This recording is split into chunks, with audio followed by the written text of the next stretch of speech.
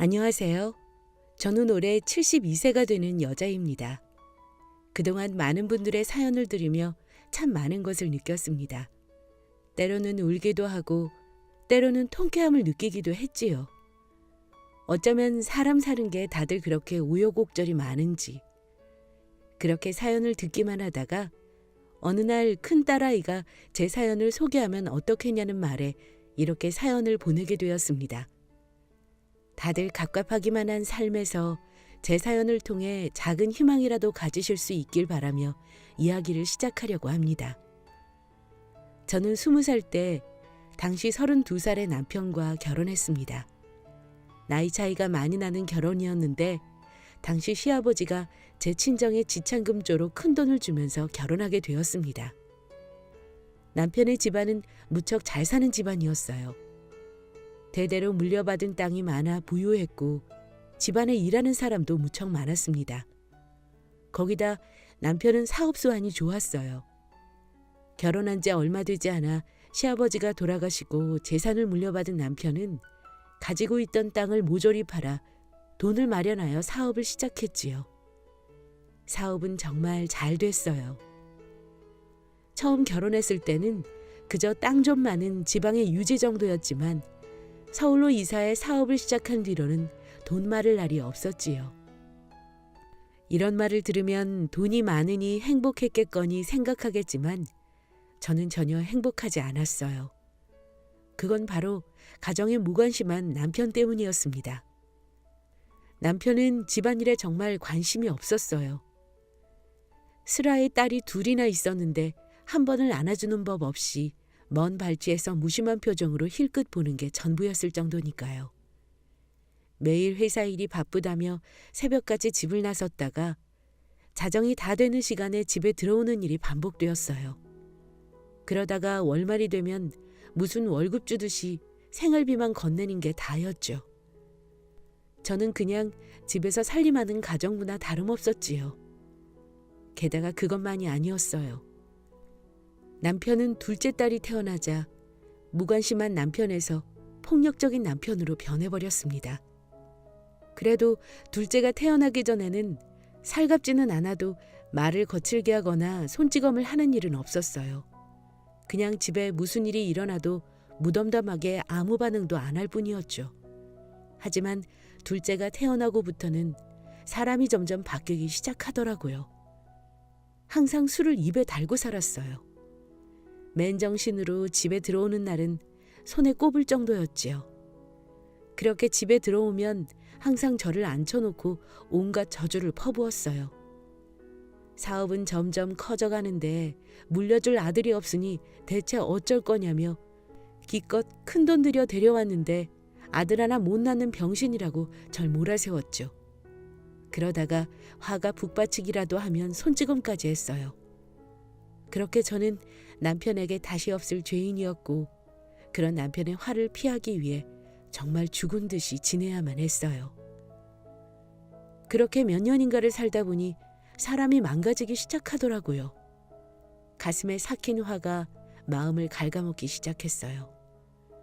하루 종일 웃을 일은커녕 숨소리라도 남편에게 들킬까 봐 가슴 졸이며 사는 삶이 어디 사람 사는 건가요? 남편이 집에 있는 주말이 정말 죽기보다 싫었어요.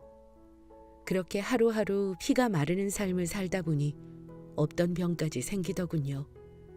고작 30 중반의 나이에 고혈압과 당뇨까지 생기고 말았습니다. 당신, 지난달에 무슨 병원을 이렇게 많이 갔어? 그게 제가 좀 아파서. 아파? 고혈압이랑 당뇨가 좀 있다고. 신경 안 쓰셔도 돼요. 별로 대단한 건 아니니까요. 말 같지도 않은 소리하고 앉아있네. 당신이 아프던 말던 내가 신경을 왜 써? 결혼하고 이제껏 당신이 한 게 뭐가 있다고 아프길. 괜히 별것도 아닌 걸로 내 돈 축내는 거 아니야? 그런 게 아니라. 당신 말대로 대단한 게 아니면 병원 그만 다녀. 어디 동네 창피하게 이 여편 내가 그깟 걸로 병원을 들락날락해? 네, 남편은 제가 아프다는 사실을 알면서도 병원비는커녕 관심조차 주지 않았습니다. 오히려 제가 뭐 하는 게 있다고 아프냐며 윽박질렀죠. 그 말을 들었을 때는 정말 죽고만 싶었습니다. 그런데 제게 닥칠 불행은 그것만이 아니었습니다. 어느 날 퇴근하고 집에 돌아온 남편이 웬 젊은 아가씨 하나를 데려오더군요. 오늘부터 함께 살 사람이라며 아이들에게는 작은 엄마라고 부르라고 시키기까지 했습니다. 첩을 데려온 것이었어요. 제가 멀쩡히 살아있고 두 딸도 제법 큰 상황에서 당당하게 첩을 데리고 살겠다는 남편을 보자 그동안 억눌러왔던 화가 폭발하고 말았지요.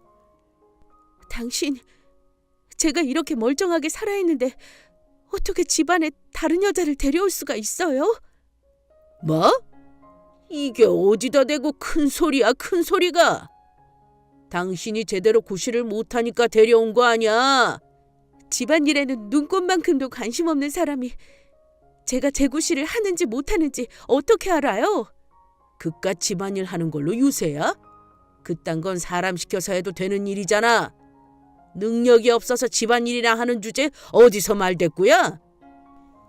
저는 울분에 북받쳐 악을 질렀지만 남편은 되려 저를 무능하고 멍청한 여자로 몰더군요. 남편이 데려온 여자는 그런 저를 한심하다는 듯이 쳐다봤고요. 두 딸이 보고 있는 앞에서 그토록 무시를 당하니 정말 비참했습니다. 나중에 알고 보니 남편이 새로 들인 여자도 저처럼 여자의 집안에 거액의 돈을 주고 데려온 것이더군요. 빚이 많았던 여자의 집안은 남편이 준 돈으로 빚을 전부 갚고 작은 가게까지 마련한 모양이더라고요. 여자가 처음 집안에 발을 들였을 때는 그래도 얌전한 편이었어요. 저와는 거의 띠동갑인 어린 여자였는데 남편은 그 여자를 회사에 데려가 일을 시켰고 남편과 출퇴근하느라 얼굴 마주칠 일이 별로 없었지요. 그런데 임신한 뒤로 여자의 태도가 돌변하기 시작하더군요. 산부인과에서 뱃속의 아이가 아들이라는 것을 알게 되자 대놓고 집안의 주인처럼 행세하기 시작한 거지요. 게다가 남편도 혹시나 그녀와 아이가 잘못될까 봐 애지중지했습니다. 그렇게 10달이 지나고 여자는 건강한 사내 아이를 낳았지요. 그것으로 모든 것은 끝이었어요. 첩을 통해 아들을 얻은 남편은 그때부터 대놓고 저와 두 딸을 무시하기 시작했습니다. 아니, 무시하는 정도가 아니라 그냥 없는 사람 취급했어요. 제가 아프건 말건 딸들이 학교에 입학을 하건 졸업을 하건 마치 남의 일처럼 듣는 척도 하지 않더라고요. 반면 첩과 첩의 아들에게는 시간도 돈도 아끼지 않았지요. 멀쩡히 저와 딸들이 집에 있는데도 휴일이 되면 남편은 첩과 첩의 아들만 데리고 교회로 놀러 나가는 일이 비일비재했어요. 정말 어떻게 사람이 그럴 수가 있는지. 저와 두 딸은 서로 부둥켜 안고 거의 매일같이 눈물로 밤을 새울 수밖에 없었어요. 그나마 제가 그 지옥 같은 시간을 견딜 수 있었던 건 두 딸들 때문이었어요. 집에서는 철저하게 없는 사람 취급받으며 남편과 작은엄마에게 무시당했지만 학교에서는 공부도 잘하고 성실해서 선생님과 친구들의 사랑을 독차지했지요. 무슨 대회에 나가서 상도 많이 받아 항상 저를 뿌듯하게 해주었어요. 아이들이 아니었다면 저는 정말 그 시절을 어떻게 견뎠을지. 제 삶의 유일한 위안은 남편에게 무시와 차별을 받으면서도 구김살 없이 자라는 아이들이었습니다. 그렇게 어려운 가정 환경에서도 아이들은 잘 자라주었고 우수한 성적으로 좋은 대학에 입학할 수 있었어요. 남편은 여자애들이 대학은 무슨 대학이냐며 생활비는커녕 학비조차 대줄 마음이 없으니 알아서 하라더군요.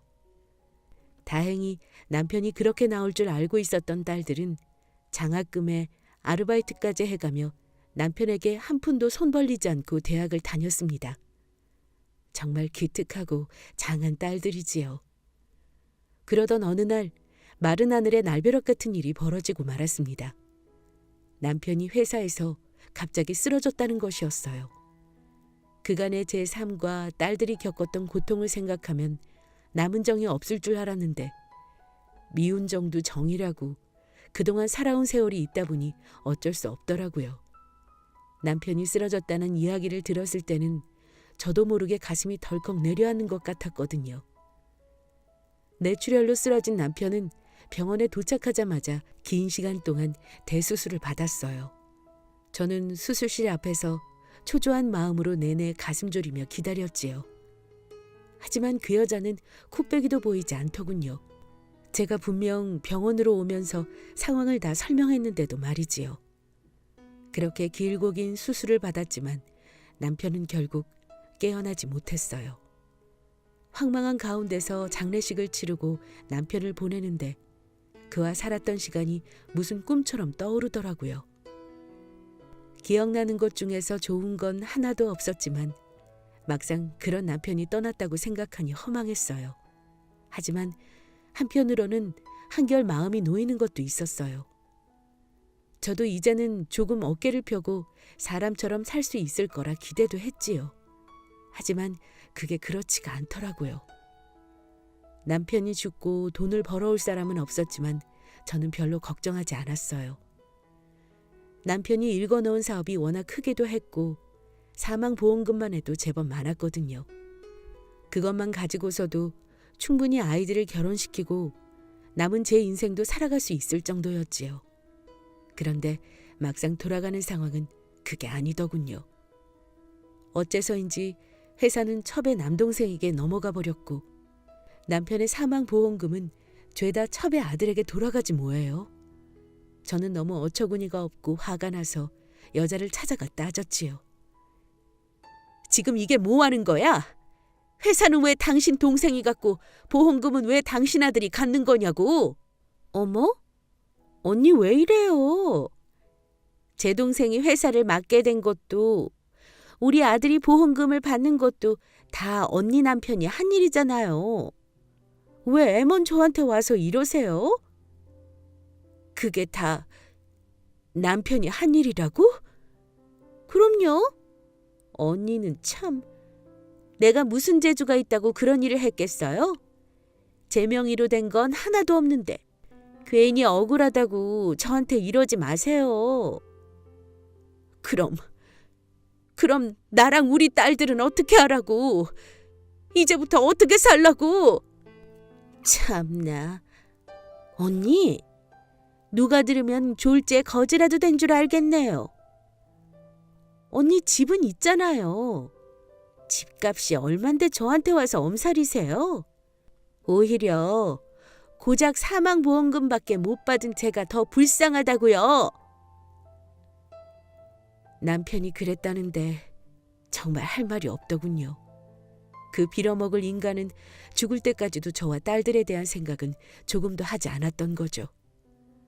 화가 끓어올랐지만 이미 죽은 사람에게 화를 낼 수도 없는 노릇이라 벙어리 냉가슴 앓으며 돌아올 수밖에 없었어요. 그렇게 남편이 떠나고 저와 딸들은 단 한 푼의 유산도 받지 못했습니다. 그래도 어떻게든 살아야 했기에 가족이 살던 집을 팔고 작은 집으로 이사해서 남은 돈으로 생활해야 했어요. 그래도 딸들은 대학교 때 이미 집을 나가 자기 삶을 꾸리고 있어서 제 몸 하나만 건사하면 되는 상황이라 다행이었지요. 그래서 아주 약간의 생활비만 쓰고 집 한 돈은 고스란히 남겨두었고 딸들이 대학을 졸업한 후 무사히 결혼까지 시킬 수 있었습니다. 남편의 첩 소식을 들은 것도 그 즈음이었어요.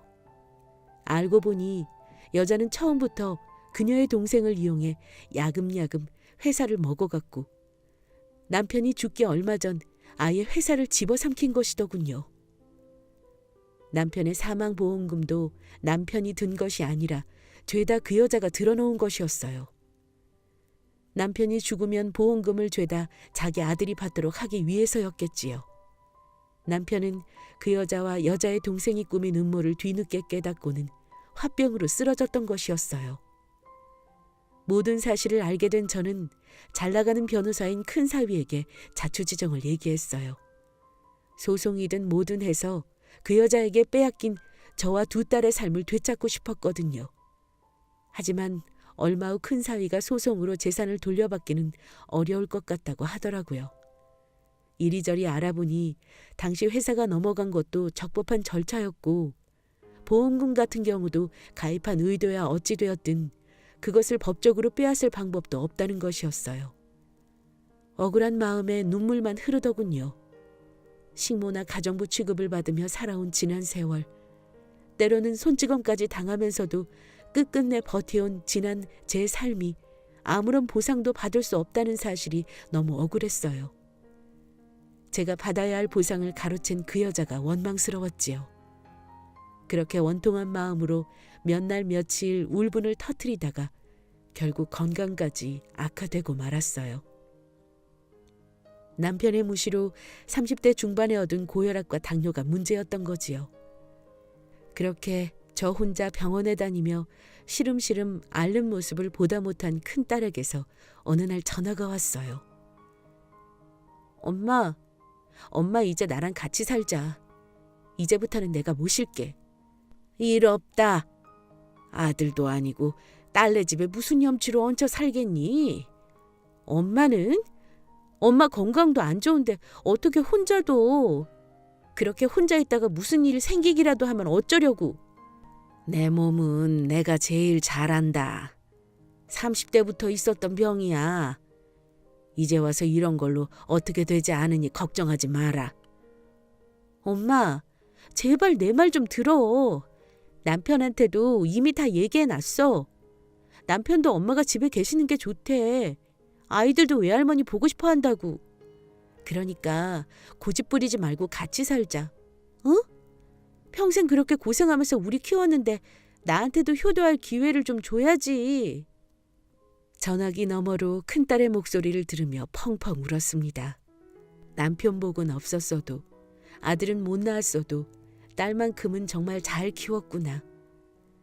어려운 가운데서도 정말 잘 자라주었구나 하는 생각이 들었지요.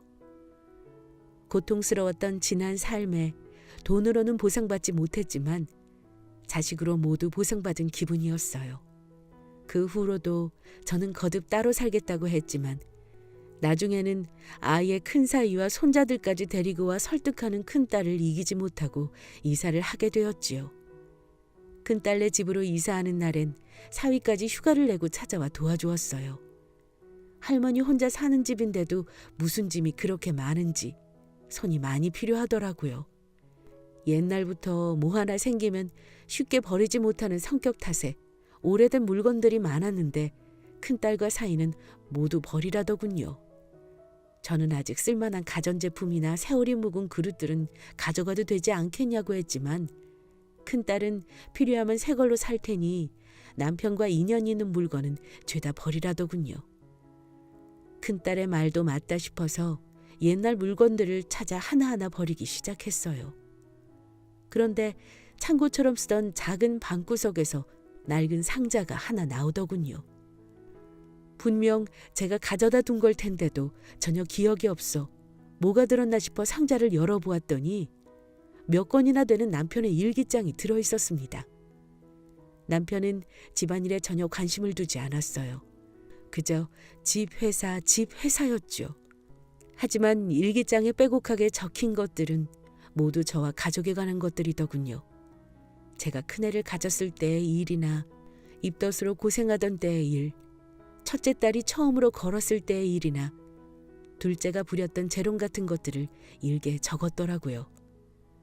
정작 가족들에게는 그런 내색조차 하지 않던 사람이 마치 죽은 뒤 제가 볼 것을 예상하기라도 한 것처럼 변명하듯 일기가 적혀 있다니.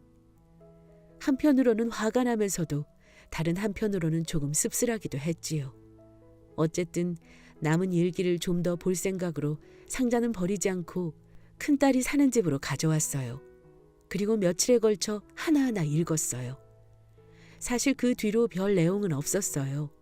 어느 순간부터 일기에는 저와 두 딸의 이야기는 점점 줄어갔고 회사에서 있었던 일이 그 자리를 차지하기 시작하더군요.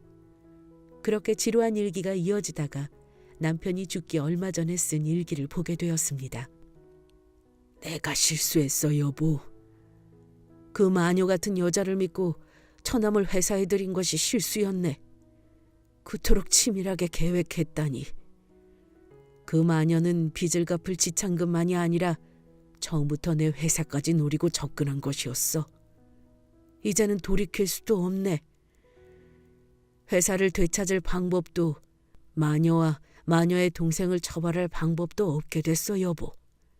하지만 이대로 순순히 빼앗기지는 않을 것이야. 내가 그것들 몰래 현금을 빼돌려 마당에 있는 은행나무 아래 묻어두었거든.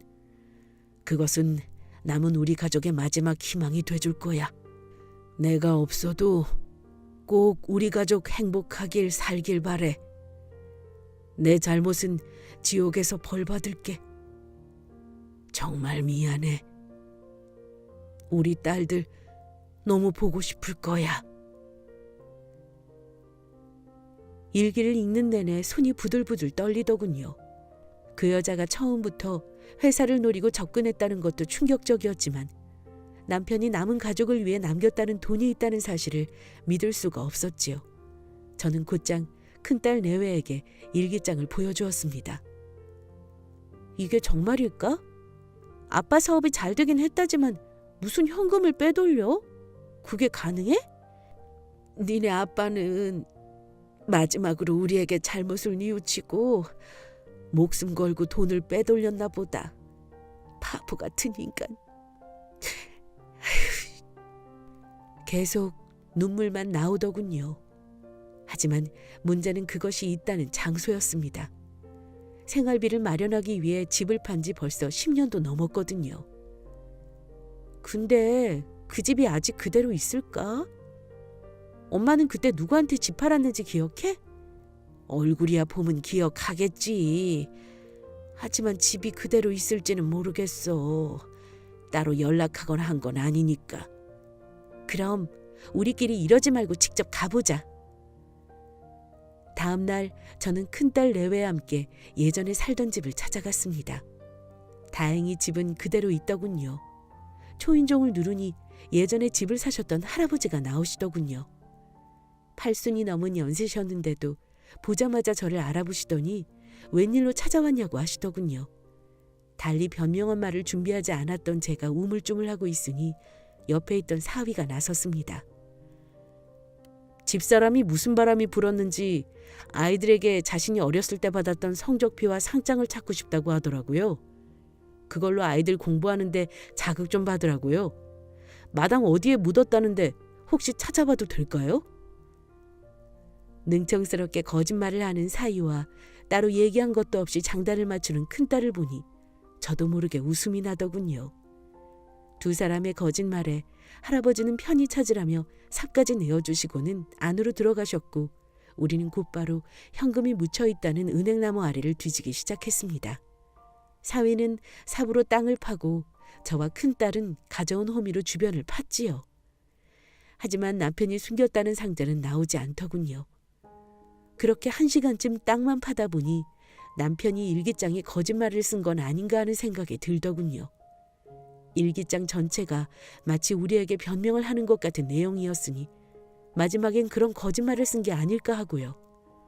그렇게 점점 지쳐갈 때쯤 사위의 삽 끝에서 뭔가 두탁한 소리가 들렸어요. 우리는 그곳에 모여 땅을 파기 시작했고 큰 가방 하나를 찾았습니다. 보기엔 그다지 크지 않은 상자였는데 무게가 상당해서 사위와 큰딸이 낑낑거리며 차로 옮겼지요. 그 사이 저는 마당을 정리하고 할아버지에게 감사 인사를 한 뒤 큰딸 내외가 기다리고 있는 차로 돌아왔습니다. 저희는 그 가방 속을 열고 놀라서 뒤로 넘어질 뻔했습니다. 엄마, 일기가 정말이었어. 이 많은 현금들을 봐. 이게 도대체 얼마야? 그 사이 스마트폰으로 시세를 확인한 사위가 입을 떡 벌리며 말하더군요. 장모님, 딱 봐도 20억은 좋게 넘을 것 같은데요. 사위의 말을 듣는 순간 저도 모르게 눈에서 눈물이 주르륵 흐르더군요. 그런 저를 큰딸은 아무 말 없이 꼭 안아주었습니다. 온갖 멸시를 당하며 살았던 지난 세월, 그렇게 저를 괴롭히던 남편이 죽은 다음에야 드디어 보답하는구나 하는 생각이 들었어요. 그렇게 불행하기만 하던 제 인생에 갑작스러운 행운이 찾아왔어요. 저는 여생을 살아갈 약간의 돈만 남기고 모두 두 딸에게 공평하게 나눠주었지요. 그렇게 행운이 찾아오자 덩달아 건강까지 좋아져서 큰딸의 집을 나와 따로 살게 되었어요. 물론 자신들이 자주 찾아올 수 있게 같은 아파트에 살게 되었지만요. 그렇게 어려웠던 저와 두 딸은 스스로의 노력과 뜻하지 않은 행운으로 남부럽지 않은 삶을 살게 되었어요. 저의 지금껏 살아왔던 인생을 생각하면 눈물만 나오고 한없이 한심하기만 하는데 이제는 제게도 행복이라는 게 찾아오는 걸까요? 제발 저도 나이 먹어도 여자로 살고 싶습니다. 모쪼록 제 사연을 통해 더 많은 분들이 삶의 희망을 갖게 되시길 바라며 사연을 마칩니다. 제 긴 사연 들어주셔서 감사합니다.